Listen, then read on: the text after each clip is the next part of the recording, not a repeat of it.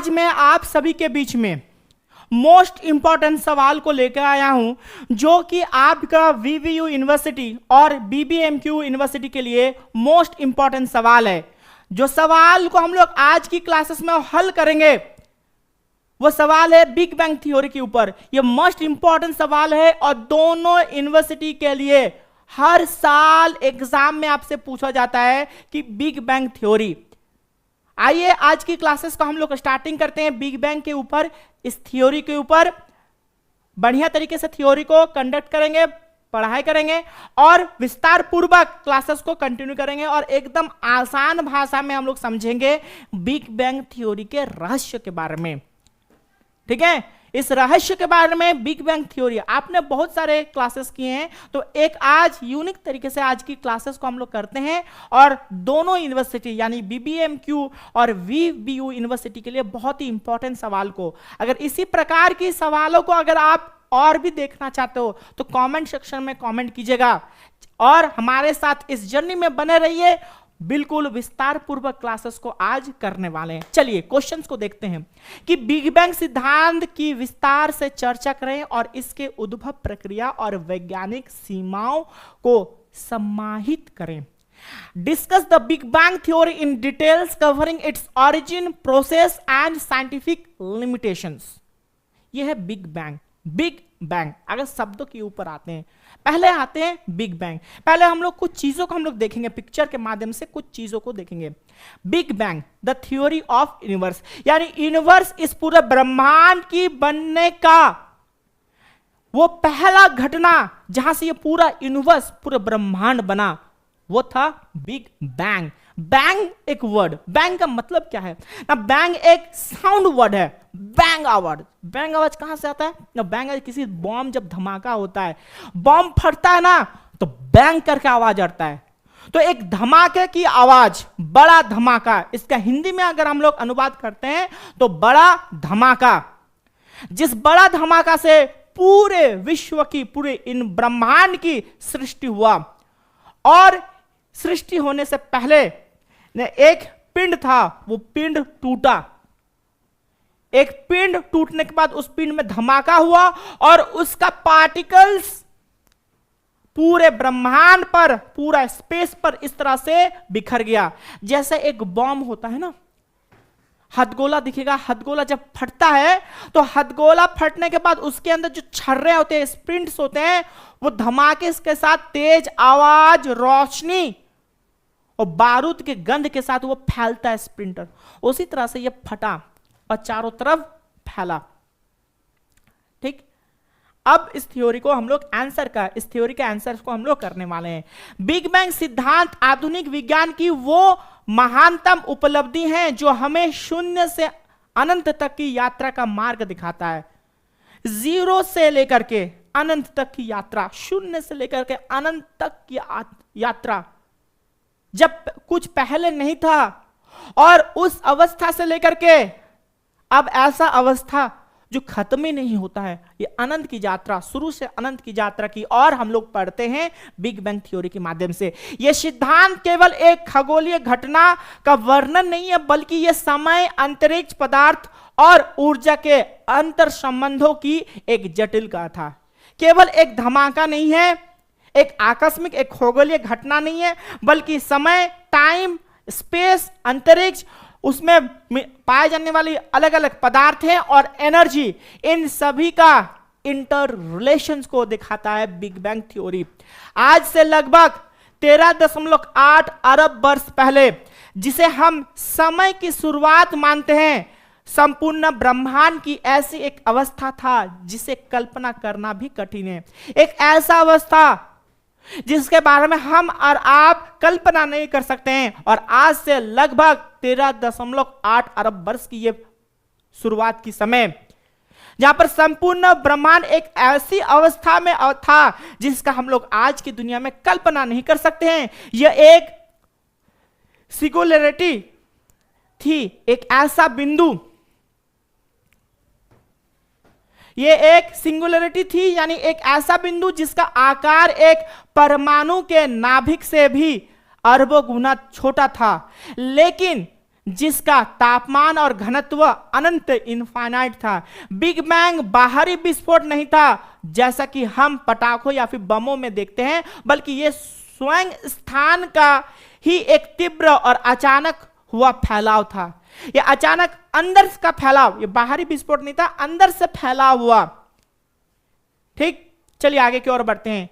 इस घटना के साथ ही भौतिक के वो नियम अस्तित्व आए जिनसे आज हमारी दुनिया संचालित होती है। और इसी बिग बैंग थ्योरी से, क्योंकि यह फैला हुआ अंदर से विस्फोट हुआ था, बाहर का विस्फोट नहीं हुआ था, अंदर से फैला हुआ था।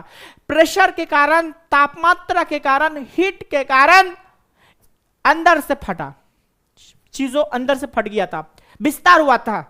एक छोटे सी जगह में अवस्थित थी और वो फैल करके पूरे ब्रह्मांड में फैला। ठीक, यह सिद्धांत हमें यह समझाता है कि कैसे एक अत्यधिक गर्मी, एक्सेसिव हीट के कारण और सघन प्रारंभिक अवस्था से गुजरते हुए ब्रह्मांड धीरे धीरे ठंडा हुआ। तो एक बहुत ही हीट वाला एक इलाका जो धीरे धीरे कंप्रेस्ड होते हुए, संकुचित होते हुए ठंडा होते गया और आज की पूरी जो ग्रह की कल्पना है इसके रूप में आकार लिया। बिग बैंग थ्योरी ने ही स्थिर ब्रह्मांड यानी स्टेडी स्टेट की पुरानी अवधारणा को समाप्त कर दिया और यह प्रमाणित किया कि हमारा ब्रह्मांड एक जीवित और निरंतर फैलती हुई इकाई है। पहले यह बिलीव किया जाता था कि ब्रह्मांड एक जगह स्थिर है, इसका फैलाव नहीं है, मगर बिग बैंग ने इस चीज को साबित कर दिया गया कि यह फैलता हुआ इकाई है, यह स्थिर नहीं है और निरंतर फैलता जाता है। इस सिद्धांत की स्वीकारता का मुख्य कारण यह है कि यह न केवल अतीत की व्याख्या करता है, यह केवल अतीत की व्याख्या करता है, बल्कि वर्तमान में देखे जाने वाले खगोलीय साक्ष्यों जैसे रेड शिफ्ट और कॉस्मिक रेडिएशन के साथ पूर्णतः मेल खाता है। आज के समय में देखिएगा कॉस्मिक रेडिएशन होता है, सूरज से आने वाला हानिकारक रेशमी रेज आपके प्लैनेट को जब आएगा तो आपके प्लैनेट को, हमारे प्लैनेट को वो नुकसान पहुंचाता है। इससे हमारे पास एक प्राकृतिक आवरण जिसको ओजोन लेयर, उस ओजोन लेयर सूरज से निकले वाले हाई रिजोल्यूटिव अल्ट्रा वायलेट रे को रोक देती है ताकि पृथ्वी के अंदर जो जीवन है वो जीवन स्थायी रूप से बना रहे। यह हमें यह बोध कराता कि हम जिस विशाल आकाशगंगा और सौर मंडल का हिस्सा हैं वो वास्तव में उसी एक आदिम ऊर्जा के पुंज का विस्तारित रूप है। एक आज के समय में जहां पर हम लोग रहते हैं, आकाशगंगा, मिल्की वे गैलेक्सी, इस मिल्की वे गैलेक्सी का आज जो एनर्जी का सोर्स कौन है? सूरज। उसी सूरज और हमारे बीच में किसी भी प्रकार का जो फोर्स, जो शक्तियां एग्जिस्ट करती है, वो कहां से निकल के वह आया न? वो एक प्राचीन काल में अरबों खरबों वर्ष पहले जहां पर ग्रहों की उत्पत्ति का प्राथमिक अवस्थान था, यानी बिग बैंग के स्टेज पर। चलिए आगे की ओर हम लोग आते हैं।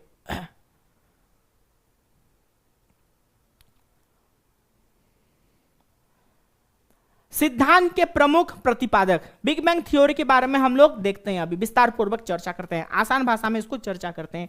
बिग बैंग सिद्धांत का इतिहास वैज्ञानिक जिज्ञासा और क्रांतिकारी खोजों का एक लंबा सफर रहा जिसमें कई महान मस्तिष्क शामिल रहे। ये किसी एक व्यक्ति या फिर एक संगठन का विकास कार्य नहीं था, बल्कि इसके पीछे कई लोग शामिल थे। इस विचार के बीजारोपण का मुख्य श्रेय बेल्जियम के खगोल शास्त्री और गणितज्ञ जॉन लेमेत्रे को जाता है।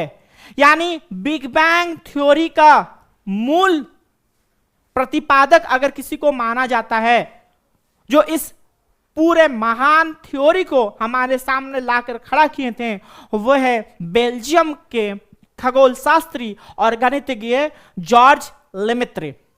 1927 में लेमेत्रे ने आइंस्टाइन के सामान्य सापेक्षता के समीकरणों को उपयोग करते हुए यह प्रस्तावित किया कि ब्रह्मांड स्थिर नहीं है। वो आइंस्टाइन के दिए हुए सामान्य सापेक्षता के जरिए इस बात को सिद्ध कर दिए क्या न ब्रह्मांड स्थिर नहीं है, बल्कि यह एक आदिम परमाणु यानी प्रिमेवल एटम के विस्तार से विकसित हुआ एक एटम था, आदिम परमाणु। और इसी आदिम परमाणु से आज के समय में हमारा पूरा ब्रह्मांड, सारे ग्रहों, सारे उपग्रहों प्राकृतिक रूप से और हमारे सूरज, इन सभी का उत्पत्ति हुआ आदिम परमाणु से। उनके इस साहसी विचार को 1929 में एडविन हबल के अवलोकनों से निर्णायक समर्थन मिला। हबल ने अपने शक्तिशाली दूरबीन के माध्यम से यह पाया कि आकाशगंगाएं हमसे दूर जा रही है, जिससे यह सिद्ध हुआ कि ब्रह्मांड वास्तव में फैल रहा है। तो हबल अपने शक्तिशाली दूरबीन से 1929 में यह साबित कर दिए कि आकाशगंगा हमसे दूर होती जा रही है। इससे यह साबित हो गया कि ब्रह्मांड वास्तव में फैल रहा है, ब्रह्मांड वास्तव में फैलता जा रहा है। चलिए आगे की ओर बढ़ते हैं। इसके बाद 1940 में, चलिए 1940 में क्या हो रहा है ना, 1940 के दशक में जॉर्ज गेमो ने इस सिद्धांत में परमाणु भौतिकी को शामिल किया और यह गणना की कि यदि ब्रह्मांड शुरुआती अत्यधिक गर्मी से हुई थी तो इसमें हाइड्रोजन और हीलियम की एक निश्चित मात्रा होनी चाहिए और आज भी उस गर्मी के अवशेष अंतरिक्ष में मौजूद होना चाहिए। तो 1940 के दशक में जॉर्ज गेमो ने परमाणु भौतिकी को शामिल किया और यह गणना की कि ब्रह्मांड की शुरुआत यानी बिग बैंग के बाद जो ब्रह्मांड की शुरुआत हुआ था, उस शुरुआत में अत्यधिक गर्मी से अगर होता है तो हाइड्रोजन और हीलियम एक निश्चित मात्रा में होना चाहिए, क्योंकि सूरज भी इसी हाइड्रोजन और हीलियम के कारण सूरज चमकता रहता है 24/7 और 365 दिन यह आसमान में सूरज अपना किरण को हमें देती है। किस कारण? वो होगा हीलियम और हाइड्रोजन। तो वो अगर गर्मी वहां पर रहेगा तो हीलियम और हाइड्रोजन के कारण ही यह संभव है अत्यधिक गर्मी के पीछे।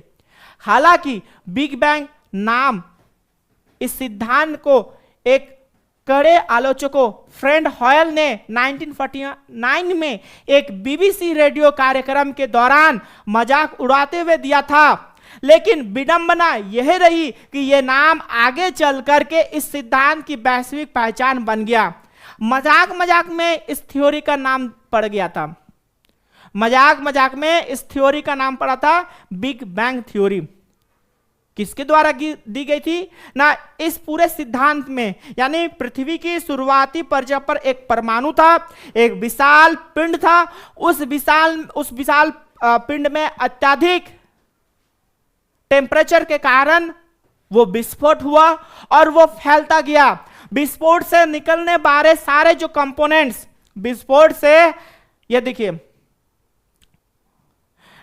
से निकलने वाले सारे कंपोनेंट्स वो पूरे स्पेस पर वो फैलते जाएं और ये स्पेस पूरा जो पिंड था, ये पूरा पिंड इस प्रकार से पूरा पिंड में विस्फोट हुआ और विस्फोट होने के बाद ये जो उसका जो अवशेष थे टुकड़े ये आग के गोले के रूप में ये फैले, ये आग के गोले में के रूप में फैले और बाद के समय में यही टुकड़ा सभी ठंडे हुए और ग्रहों के रूप में या फिर प्राकृतिक उपग्रहों के रूप में शक्ल ले लिए। और ये मजाक में दिया गया था, ये नाम मजाक में इसको मजाक उड़ाते हुए दिया गया था। किसके द्वारा ना, बीबीसी रेडियो के एक कार्यक्रम में, है ना, फ्रेड हॉयल ने मजाक उड़ाते हुए दिया गया, मगर यही इसका आधार बना। बाद के वर्षों में स्टीफन हॉकिंग और रॉजर पेनरोस ने गणितीय रूप से सिंगुलरिटी के अस्तित्व को प्रमाणित किया, जिससे यह सिद्धांत को आधुनिक विज्ञान की सर्वोच्च मान्यता प्राप्त हुई। आज यह सिद्धांत केवल लेमेत्रे या हबल की खोज नहीं है, बल्कि मानवता द्वारा ब्रह्मांड को समझने की सामूहिक दस्तावेज बन चुका है। यही है बिग बैंग थ्योरी। चलिए अब आते हैं आगे की ओर, जो कि है प्रारंभिक। अब आते हैं कि बिग बैंग थ्योरी के बारे में हम लोग इसकी उत्पत्ति की प्रक्रिया को हम लोग अभी समझेंगे कि इसका उत्पत्ति की प्रक्रिया किस तरह से हुई थी, इसको हम लोग समझेंगे। ब्रह्मांड की उत्पत्ति की प्रक्रिया, प्रारंभिक विस्तार और मुद्रास्फीति, अर्ली एक्सपेंशन एंड इन्फ्लेशन, इस चीज को हम लोग समझते हैं।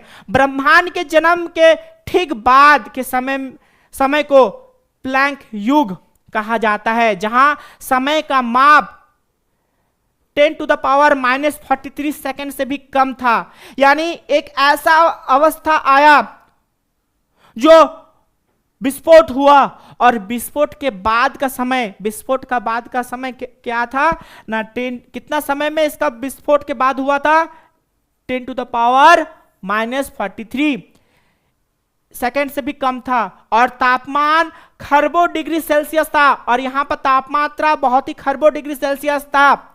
इस क्षण के तुरंत बाद लगभग 10⁻36 सेकेंड पर ब्रह्मांड ने इन्फ्लेशन या फिर मुद्रास्फीति नामक एक अत्यंत तीव्र विस्तार का दौर अनुभव किया गया। तो ब्रह्मांड में धमाका कब तक हुआ था? धमाके के बाद प्लैंक युग ना, धमाके के बाद प्लैंक युग जहां पर तापमात्रा बहुत अधिक था ना, 10⁻43, और इसके बाद 10⁻36 सेकंड के अंदर इन्फ्लेशन की प्रक्रिया स्टार्ट हुई। यह विस्तार इतना अविश्वसनीय था कि ब्रह्मांड का आकार प्रकाश की गति से भी कई गुना तेज बढ़ रहा था, और 10⁻36 में जब इन्फ्लेशन हो रहा था, ब्रह्मांड के आकार बढ़ रहा था।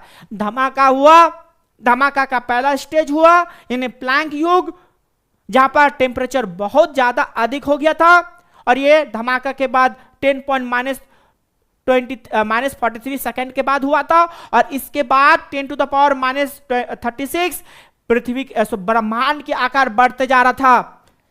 ठीक, चलिए, और ये प्रकाश की गति से भी तेज गुना में ये बढ़ रहे थे। ये प्रकाश की तेज गति से भी बढ़ रहे थे। मात्र 1 सेकंड अरबवें हिस्से में ब्रह्मांड एक सूक्ष्म बिंदु से बढ़ करके इतना विशाल हो गया, उसमें अरबों आकाशगंगाओं के सामने की जगह बन गई। एक अरब सेकंड के अंदर, मात्र 1 सेकंड के अरब हिस्सों के अंदर एक सूक्ष्म बिंदु से पूरा ब्रह्मांड अनगिनत आकाशगंगा का सृष्टि हुई। इस तीव्र फैलाव ने ब्रह्मांड के तापमान को तेजी से कम किया और उसे एक ऊर्जा के सूप यानी एनर्जी सूप में तब्दील कर दिया, जहां भौतिक के 4 मूलभूत बल यानी गुरुत्वाकर्षण, ग्रेविटी, विद्युत चुंबकीय और परमाणु बल एक दूसरे से अलग होकर भी अपनी स्वतंत्र पहचान बनाने लगे। इन्फ्लेशन की इस घटना ने ब्रह्मांड को एक रूपता और समतलता प्रदान की, जिसे हम आज देखते हैं। यदि यह तीव्र विस्तार ना हुआ होता तो ब्रह्मांड में पदार्थ विवरण इतना असमान होता कि शायद तारों और ग्रहों का निर्माण कभी संभव ना हो पाता। इन्फ्लेशन के समाप्त होने तक ब्रह्मांड एक अत्यधिक, इन्फ्लेशन जब खत्म हुआ ना, जिस पीरियड में इन्फ्लेशन खत्म हुआ मतलब उसका फैलाव जब खत्म हो गया, उस फैलाव खत्म होने के बाद अत्यधिक ऊर्जावान प्लाज्मा से भर चुका था, और जो भविष्य के पदार्थ के कणों के निर्माण के लिए कच्चा माल प्रदान करने वाला था।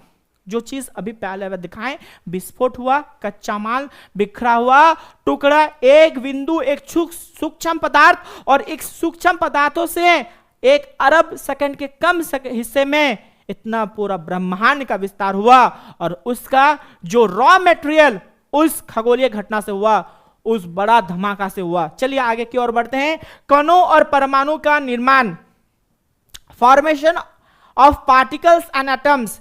ना जैसे जैसे प्रारंभिक तीव्र विस्तार धीमा हुआ, जैसे एक बड़ा सा धमाका और उसका विस्तार हुआ, ठीक उसके बाद ब्रह्मांड का मतलब विस्तार अब धीरे हो चुका था, ब्रह्मांड का तापमात्रा गिरने लगा, जिससे ऊर्जा पदार्थ यानी मैटर में परिवर्तन होने लगे और आइंस्टाइन के प्रतिष्ठित समीकरण E = mc² के अनुसार असीम ऊर्जा ने पहले उप परमाणु कणों जैसे क्वार्क, इलेक्ट्रॉन और न्यूट्रॉन को जन्म दिया।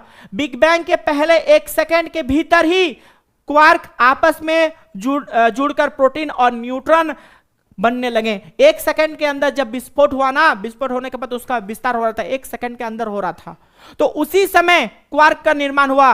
और जैसे क्वार्क का निर्माण हुआ उसके बाद वो आपस में जुड़ते हुए प्रोटॉन और न्यूट्रॉन का जन्म हो गया, प्रोटॉन और न्यूट्रॉन का जन्म हो गया। अगले 3 मिनटों में जिस बिग बैंग न्यूक्लियोथिसिस कहा जाता है, जिसको बिग बैंग न्यूक्लियोथिसिस कहा जाता है, तापमान इतना कम लगभग 1 अरब डिग्री हो गया कि प्रोटीन और न्यूट्रॉन ने मिलकर के हाइड्रोजन, हीलियम और सूक्ष्म मात्रा में लिथियम के नाभिक बनाए, छोटे छोटे कंपोनेंट्स बना दिए। किसका? ना हाइड्रोजन का, हीलियम का और लिथियम का, ठीक। हालांकि अगले 3,80,000 वर्षों तक ब्रह्मांड एक अपारदर्शी कोहरे की तरह रहता था, क्योंकि मुक्त इलेक्ट्रॉन प्रकाश के फोटोन को बार बार रोक रहे थे, जिससे प्रकाश यात्रा नहीं कर पा रहा था। यह स्थिति तब बदली जब तापमात्रा लगभग 3000 केल्विन तक गिर गया और इलेक्ट्रॉन ने नाभिकों के साथ जुड़ करके पहले तटस्थ परमाणु यानी एटम्स बनाए। इस घटना को रिकॉम्बिनेशन, पुनर्संयोजन कहा जाता है, जिसने ब्रह्मांड की पूरी तरह पारदर्शी बना दिया।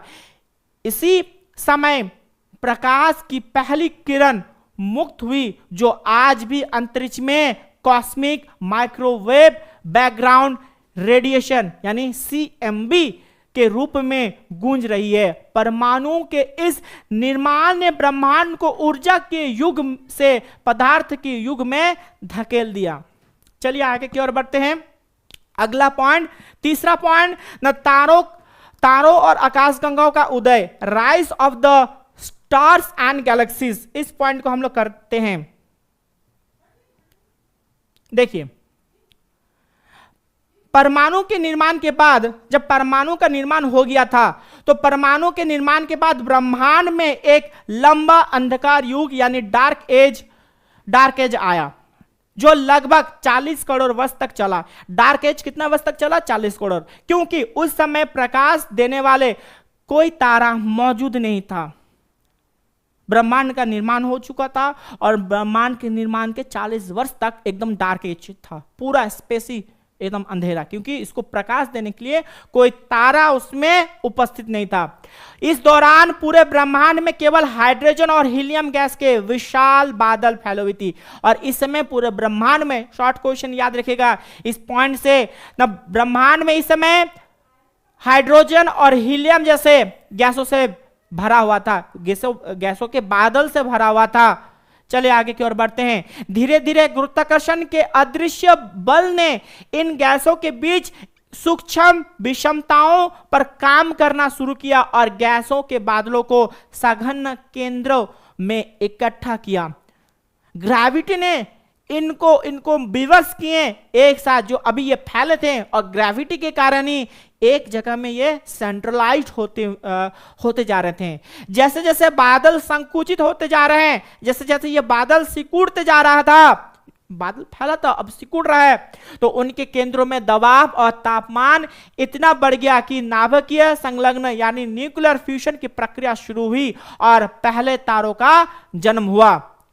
तो ये जो गैस के जो बादल थे, ये बादल, गैस के बादल सिकुड़ते जा रहा था। जैसे जैसे वो सिकुड़ते जा रहा था, उनके बीच में हीट जनरेट हुआ, और जैसे हीट जनरेट हुआ, हीट के साथ टेम्परेचर भी प्रेशर, अगर कोई चीज को आप सिकुड़ेंगे ना, तो अगर किसी भी चीज को आप सिकुड़ते जाते हैं तो उसके अंदर प्रेशर क्रिएट होता है, और प्रेशर के साथ साथ उसमें एनर्जी क्रिएट होता है।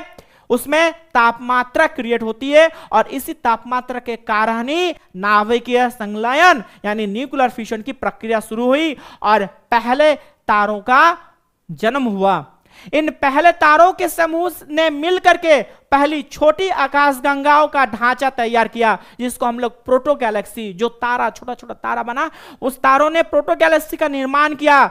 गुरुत्वाकर्षण की शक्ति ने इन छोटी आकाशगंगाओं को आपस में टकराने और विलीन होने के लिए मजबूर किया, जिससे आज की विशाल सर्पिल और अंडाकार आकाशगंगाओं का निर्माण हुआ। इसी प्रक्रिया के दौरान तारों के भीतर लोहे, कार्बन और ऑक्सीजन जैसे भारी तत्वों का निर्माण हुआ, जो बाद में ग्रहों और जीवन के आधार बने। हमारा अपना सौरमंडल इसी लंबी विकास यात्रा के बहुत बाद के चरणों में लगभग 4.6 अरब वर्ष पहले एक ढहते हुए गैसों के बादल में बना था। इसी प्रकार बिग बैंग से शुरू हुई एक सूक्ष्म ऊर्जा आज खरबों सितारों और ग्रहों के रूप में हमारे सामने मौजूद है। चलिए आगे की ओर बढ़ते हैं। अगला पॉइंट हम लोग करने वाले हैं सिद्धांत की कुछ त्रुटियां और सीमाएं। कोई भी सिद्धांत आता है, कोई भी थ्योरी आता है, वो एब्सोल्यूट नहीं होता है, उसमें कुछ त्रुटियां आती है, उसमें कुछ खामियां आती है। इसको समझना चाहिए। कोई भी थ्योरी आप खुद में एब्सोल्यूट मात्रा में करेक्ट नहीं होता है। एक पहला सिंगुलरिटी एंड फर्स्ट कॉज, विलक्षणता और प्रारंभिक कारण ना। बिग बैंग थ्योरी की सबसे बड़ी और मौलिक सीमा सिंगुलरिटी की समस्या है। वैज्ञानिक गणनाओं के अनुसार समय शून्य पर ब्रह्मांड का घनत्व और तापमान अनंत था, लेकिन भौतिकी के वर्तमान नियम विशेष रूप से आइंस्टाइन की सामान्य सापेक्षा अनंत की स्थिति में विफल हो जाता है। विज्ञान यह समझाने में पूरी तरह से असमर्थ है कि वो सूक्ष्म बिंदु कहां से आया। पहले इस चीज को, वो सूक्ष्म बिंदु स्पेस पर, जब स्पेस का क्रिएशन नहीं हुआ था ब्रह्मांड में, मान के चलें कि ब्रह्मांड में एक सूक्ष्म बिंदु, तो ये सूक्ष्म बिंदु कहां से आया, इसका जन्म कहां से हुआ, इसके बारे में कोई प्रामाणिकता है नहीं, इसका स्रोत के बारे में नहीं था, और सूक्ष्म बिंदु से पहले का अस्तित्व के बारे में हमें कोई पता नहीं था। सूक्ष्म बिंदु कहां से आया, सूक्ष्म बिंदु कहां से आया, उसका सोर्स ट्रेस हमें नहीं मिलता है। ना ही यह हमें मिलता है कि उससे पहले का अस्तित्व क्या था, इसके बारे में कोई हमें जानकारी नहीं मिलता है। क्या समय का अस्तित्व बिग बैंग से पहले था? क्या समय, अगर समय का इतना हम लोग माप कर रहे हैं, क्या समय बिग बैंग थ्योरी से पहले था? है ना? क्या समय बिग बैंग थ्योरी से अवस्थित पहले था, या समय वहीं से शुरू हुआ? यह कैसे हुआ? समय का एग्जिस्टेंस कहां पर था? क्या बिग बैंग के पहले से क्या टाइम एग्जिस्ट करता था? अगर टाइम एग्जिस्ट नहीं करता था तो उसी समय से हम लोग समय की शुरुआत कैसे मान लेंगे बिग बैंग थ्योरी से? यह सबसे बड़ा त्रुटि। यह एक ऐसा पहली है जो विज्ञान और दर्शन के बीच की रेखा को धुंधला कर देता है। यह फिलोसॉफिकल थॉट, और विज्ञान जब इस चीज को साबित नहीं कर पाया तो दोनों में एक विभेद क्रिएट हुआ। इसके अलावा यह सिद्धांत यह भी नहीं बता पाता है कि उस प्रारंभिक विस्तार या फिर विस्फोट को शुरू करने वाला ट्रिगर क्या था। एक हीट जनरेट हुआ, उस विस्फोट को कोई तो ट्रिगर करेगा रे भाई। आप गैस चूल्हे के ऊपर आग जलाते हो तो एक प्रोसेस से तो करते हो ना। लाइटर से आप माचिस के या फिर लाइटर से आप आग जलाते हो, गैस के स्विच को ऑन करते हुए, गैस को उसको निकालते हुए, जब हवा में गैस का फ्लेम उठता है तब आप उसमें आग लगाते हो। तो यह भी तो होगा कि वहां पर जो विस्फोट हुआ किस कारण से हुआ, उसकी प्रारंभिक कोई तो कारण होगा जिसके कारण वो ट्रिगर हुआ, तापमात्रा इतना बढ़ा और विस्फोट हुआ। इसके बारे में कोई जानकारी नहीं है। बिना किसी कारण के इतना विशाल ऊर्जा का अचानक प्रकट होना कार्यकरण के सामान्य तर्क के विपरीत प्रतीत होता है। हर समय हम लोग जानते हैं कि कोई भी एक प्रभाव होता है, कोई भी इफेक्ट अगर होता है तो उसके पीछे कोई ना कोई कारण, कोई ना कोई कॉज छुपा रहता है। ये जो इतना बड़ा इफेक्ट हुआ, विस्फोट हुआ, एक पिंड टूटा, कई ग्रहों का निर्माण हुआ, जो भी प्रक्रिया हो रहा है, इसका पीछे तो कोई तो सोर्स कारण था, कॉज कारण तो यही तो हम लोग देखते हैं। अगर कारण है तभी तो प्रभाव होगा। तो किस कारण के चलते इतना कांड हुआ इसके बारे में पता ही नहीं है। जब तक हमारे पास क्वांटम ग्रेविटी का कोई एकीकृत सिद्धांत नहीं होगा तब तक बिग बैंग की यह शुरुआती कड़ी एक रहस्य ही बनी रहेगी। जब तक हमारे पास क्वांटम ग्रेविटी के बारे में हमारे पास कोई किसी भी प्रकार का तथ्य नहीं होगा तब तक ये एक केवल मात्र सिद्धांती जो सिद्धांतों का केवल मात्र एक रहस्य रहेगा। ये त्रुटि हमें याद दिलाती है कि हमारी वर्तमान समझ ब्रह्मांड के जन्म को उस रहस्यमय क्षण तक पहुंचने के लिए अभी अधूरी है। आज आधुनिक काल में हम लोग इतना विकसित हो चुके हैं, फिर भी ब्रह्मांड की उत्पत्ति का वो रहस्य तक हम लोग आज भी पहुंच नहीं पाए। अभी भी हम लोग जद्दोजहद कर रहे हैं। डार्क एनर्जी और डार्क मैटर की पहली, ठीक है। बिग बैंग थ्योरी का मूल मॉडल मुख्य रूप से उस पदार्थ की व्याख्या करता है जिसे हम देख सकते हैं, जैसे तारा, ग्रह, गैस। लेकिन 20वीं सदी के अंत में हुए शोधों ने यह चौंकाने वाला तथ्य सामने रखा कि दृश्य पदार्थ ब्रह्मांड का लगभग 5% हिस्सा ही है। शेष 95% इलाका डार्क मैटर यानी डार्क एनर्जी के रूप में है, जिसके बारे में बिग बैंग थ्योरी को स्पष्ट नहीं जानकारी दे सकता है। 5% विजिबिलिटी है ब्रह्मांड में, 5% चीजों को हम लोग देख सकते हैं, बाकी 95 हिस्सा डार्क मैटर में आता है। और इस डार्क मैटर के बारे में बिग बैंग कोई जानकारी नहीं देता है हमें।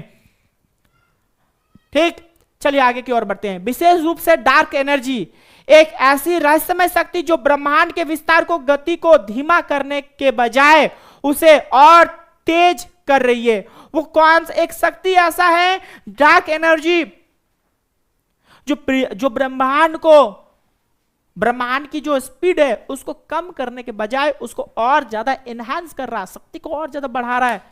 और इसके बारे में भी हमको जानकारी नहीं है किस कारण से यह हो रहा है। बिग बैंग के प्रारंभिक सिद्धांत के अनुसार गुरुत्वाकर्षण के विस्तार को गति को धीमा करना चाहिए था।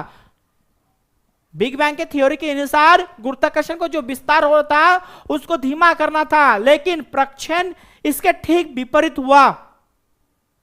ये डार्क एनर्जी क्या है, ये कब पैदा हुई और ये बिग बैंग की प्रक्रिया से कैसे जुड़ी है, इसका कोई उत्तर इस सिद्धांत से नहीं मिलता है। इसी तरह डार्क मैटर जो आकाशगंगाओं को एक साथ बांधे रखता है, यानी वो कंपोनेंट जो हर आकाशगंगा को एक जगह स्थिर रखता है, इसके बारे में कोई जानकारी है ही नहीं। आपके पास जानकारी है नहीं कि डार्क मैटर किस कारण से अलग अलग जो आकाशगंगा हैं, अलग अलग जो गैलेक्सियां हैं, अलग अलग जो गैलेक्सियां हैं वो किस कारण से आपस में जुड़ी हुई है, किस कंपोनेंट के कारण, किस ग्लू के कारण, किस गोंद के कारण वो आपस में जुड़ी हुई है, किस डार्क मैटर के कारण वो जुड़ी हुई है, इसके बारे में नहीं पता। हम इस बिग बैंग थ्योरी से नहीं पता चल रहा है। और यह भी नहीं पता चल रहा है किस एनर्जी के कारण ब्रह्मांड फैल रहा है, कौन सा अंधेरा एनर्जी के कारण ब्रह्मांड फैलते जा रहा है, इस चीज के बारे में पता नहीं है। चलिए अब आते हैं नेक्स्ट पॉइंट की ओर, जो कि ये क्षैतिज समस्या और तापमान की एक रूपता। ना बिग बैंग सिद्धांत एक और अत्यंत जटिल और महत्वपूर्ण त्रुटि को क्षैतिज समस्या यानी हॉरिजॉन प्रॉब्लम के नाम से जाना जाता है। जब हम आधुनिक दूरबीनों और कॉस्मिक माइक्रोवेव बैकग्राउंड यानी CMB के माध्यम से अंतरिक्ष का अवलोकन करते हैं तो हम पाते हैं कि ब्रह्मांड की विपरीत छोरों जो एक दूसरे से अरबों प्रकाश वर्ष दूरी पर अवस्थित है का तापमान और घनत्व लगभग एक समान है। तो ब्रह्मांड की हर छोर एक दूसरे का जो तापमात्रा और उनका घनत्व एक समान है, दोनों किनारा एक दूसरे से। भौतिक के सामान्य नियमों के अनुसार दो क्षेत्रों का तापमात्रा तब तक समान नहीं हो सकता जब तक उनके बीच ऊर्जा का या सूचना का आदान प्रदान नहीं हुआ हो। जब तक दो छोड़ो भौतिक नियम में दो पॉइंटों के बीच में तापमात्रा एक बराबर नहीं होता फिजिकल के लॉ के हिसाब से, ना जब तक उनके बीच में ऊर्जा का फ्लो नहीं होता, एनर्जी जब तक फ्लो नहीं होगा तब तक एक जैसा तापमात्रा को मेंटेन करना इम्पॉसिबल है। चलिए आगे की ओर बढ़ते हैं। लेकिन समस्या यह है कि ब्रह्मांड की आयु 13.8 अरब वर्ष इतने नहीं है कि प्रकाश की गति से भी कोई सूचना ब्रह्मांड के एक छोर से दूसरे छोर तक पहुंच सके। इसका आयु इतना अधिक है भी नहीं कि प्रकाश की एक गति एक छोर से दूसरे छोर तक नहीं पहुंच पाता है। बिग बैंग के मूल मॉडल के अनुसार ये दूरस्थ क्षेत्र कभी भी एक दूसरे के संपर्क में नहीं रहे। ये दो पॉइंट, ब्रह्मांड का दो पॉइंट, दो सिरा एक दूसरे के संपर्क में कभी नहीं रहा। तो फिर वह इतने समान कैसे? दो पॉइंट, पृथ्वी के दो पॉइंट, स्पेस ब्रह्मांड का दो पॉइंट एक जैसे नहीं रहा, एक दूसरे के साथ कनेक्टिविटी लोग नहीं रहा शुरुआती क्षण से, तब भी इन दोनों में इतनी सिमिलरिटी, इतनी समानताएं कैसी आ रही है, इसके बारे में कोई जानकारी है नहीं।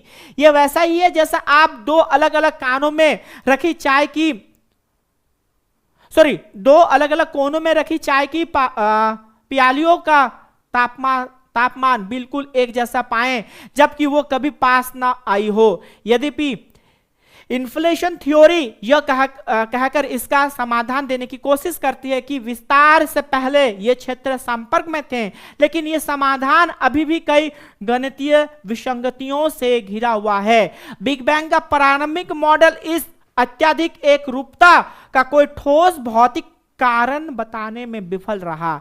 यह त्रुटि वैज्ञानिकों को यह सोचने पर भी मजबूर करती है कि प्रारंभिक ब्रह्मांड की भौतिकी हमारे वर्तमान अनुमानों से कहीं अधिक रहस्यमय और विभिन्न रही होगी।